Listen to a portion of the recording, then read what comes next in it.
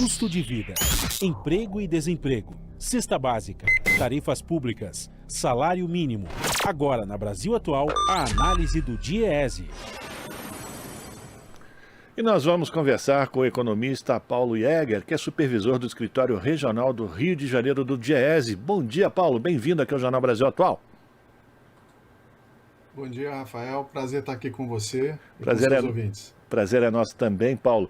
Vamos falar sobre mais um estudo do DIEESE sobre o custo da cesta básica, que mostrou que a cesta básica aumentou em 12 das 17 capitais que são pesquisadas. E na soma do ano e no acumulado em 12 meses, o aumento é generalizado e, em muitos casos, bem acima da inflação oficial. Queria que você falasse para a gente qual é um resumo, então, dessa situação da cesta básica no Brasil, depois de um momento em que teve uma pequena diminuição, não é isso, Paulo? Sim, nós tivemos 3 meses em que, na maioria das cidades, a gente teve uma redução dos preços, mas, olhando em perspectiva, o que a gente vê é um movimento sistemático de alta dos preços dos alimentos já há vários anos, e esse é o grande problema, não são aumentos pontuais. Então agora, como você mencionou, em novembro a gente viu em 12 das 17 capitais essa alta, algumas cidades do Nordeste, a variação foi negativa, mas na maioria do país prevaleceu a alta dos preços, e essa alta, ela é acumulada em 12 meses, ela é acima de 2 dígitos na maioria das capitais. Ela é positiva em todas as capitais e é acima de 2 dígitos, ou seja, acima de 10% na maioria das capitais. E isso vem acontecendo, não é nem pelo segundo ano, é pelo terceiro ano consecutivo, e talvez esse seja o maior problema. O nível dos preços dos alimentos está muito elevado, e mesmo que agora perca velocidade, né, a alta dos preços, ou mesmo numa hipótese muito otimista, a gente supor que os preços se mantivessem estáveis de um mês para o outro, ainda assim o problema da carestia continuaria afetando muito a população. Vou dar só um exemplo que talvez mostre para as pessoas que eu estou mencionando. Em janeiro de 2019, no início do governo Bolsonaro, aqui no município do Rio de Janeiro, a cesta básica custava para um trabalhador R$ 460. E agora ela está próxima a R$ 750. Então ela aumentou nesse período quase R$ 300, R$ 290. O salário mínimo nesse mesmo período passou de R$ 998 para R$ 1.212, ou seja, R$ 214 a mais.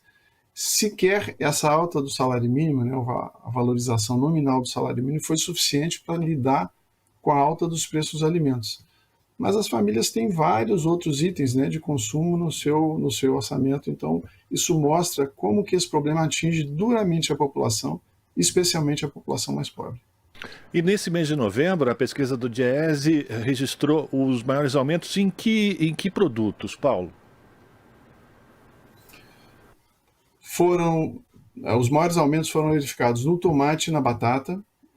São 2 produtos que têm variações muito fortes de preço ao longo do ano, tanto para cima quanto para baixo. As variações do preço do tomate atingiram quase todas as capitais, 12 das 17 capitais, e as variações da batata atingiram 9 em 10 cidades em que ela é pesquisada. A gente não pesquisa batata no Norte e no Nordeste. E essas altas se deram por conta do fim da safra de inverno desses 2 produtos, e estavam em preços, né, em patamares elevados, então isso é que provocou a alta desses preços, né? Mas, de qualquer forma, vários outros itens da cesta tiveram algum aumento de preços, e alguns produtos também tiveram uma variação negativa, talvez valesse a pena registrar, que é o caso do leite e do café em pó, que são produtos que tiveram queda no preço em novembro, mas que acumulam uma alta ao longo do ano muito, muito elevada, beirando os 50% em algumas capitais. Pois é, Estão em patamares muito elevados os preços desses produtos. Isso é importante o que você disse, que apesar do café ter registrado essa redução, e o café é uma das commodities também, esses preços são muito ligados ao dólar.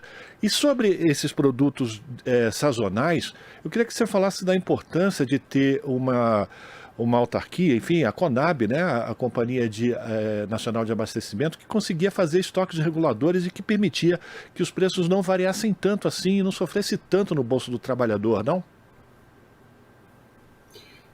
Sim, na verdade eu estava vendo a reportagem anterior, que é até comovente, né, como que essas pessoas têm fibra e estão olhando com esperança para o futuro, mas uma das pessoas que foram entrevistadas falou, né, foi uma destruição total das políticas públicas voltadas para esse setor, especialmente para a agricultura familiar, e uma dessas políticas que foram desativadas é a política de manutenção de estoques reguladores, especialmente voltada para produtos não perecíveis.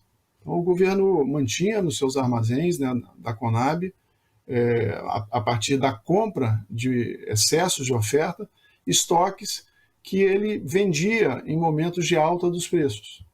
E essa política ela servia para regular, para evitar excessos, tanto de baixa de preços quanto de alta de preço. A baixa de preços prejudica o produtor e a alta de preços prejudica as famílias, né, a economia doméstica. E essa política foi abandonada e é uma das políticas que deveriam ser retomadas agora para a gente voltar a ter uma oferta de alimentos adequada e a preço acessível para a população. Paulo, a pesquisa também demonstrou que o tempo médio para adquirir os produtos da cesta básica aumentou de 119 horas e 37 minutos no mês de outubro para 121 horas e 2 minutos.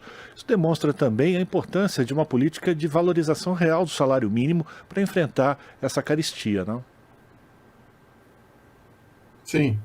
Naquele período que eu mencionei para você, de início de 2019, início desse atual governo, até agora, o salário mínimo teve uma correção de 21,4%. Ele, na verdade, ele teve a correção de acordo com a variação da inflação, mas ele não teve mais a valorização real do seu valor, porque a política de valorização, a política nacional de valorização do salário mínimo foi abandonada desde o início do governo Bolsonaro.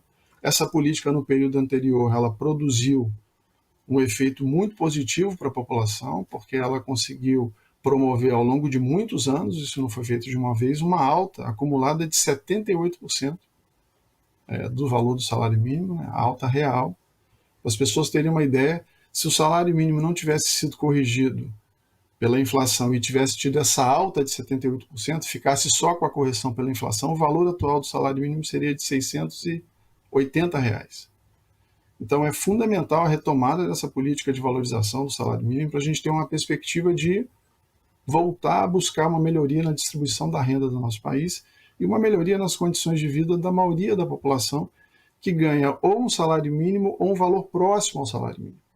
Nossa última estimativa deu conta de 57 milhões de pessoas entre trabalhadores na ativa e beneficiários da Previdência Social que recebem o valor do salário mínimo nacional. Então, é muito importante essa política, é uma política de rendas, né? Que ela seja retomada em bases estáveis, previsíveis, que é o que o novo governo está anunciando. Paulo, diante da série histórica, dessa pesquisa que é realizada todo mês pelo DIEESE, a gente pode projetar um crescimento ainda do preço da cesta básica, de estabilidade, de diminuição. É possível a gente ter uma ideia do que vai acontecer nos próximos meses? É difícil fazer previsões. Um sinalizador importante é o que acontece com os preços em nível internacional de alguns desses produtos. Eu estava olhando os dados da FAO. Houve, nos últimos meses, uma pequena redução dos preços em nível internacional, preço dos cereais, do óleo, açúcar, leite e da carne. Na verdade, de outubro para novembro já há uma interrupção dessa queda, tem uma estabilidade, mas o patamar, Rafael, ainda é muito elevado se a gente comparar com o período anterior ao início de 2020, que é o período pré-pandemia. Então a gente está com preços internacionais muito elevados e, como você mencionou, vários fatores influenciam nisso. Então a gente tem desde fatores climáticos até o peso do câmbio, o custo dos insumos. O Brasil a sua economia foi sendo desindustrializada e desnacionalizada, então a gente importa cada vez mais insumos. E no curto prazo, apesar da mudança de governo e todas as propostas que estão sendo discutidas, eu não vejo a possibilidade de imediatamente você aumentar de maneira importante a oferta de alimentos. É preciso estimular os produtores, especialmente para aqueles produtos que requerem um prazo maior de maturação.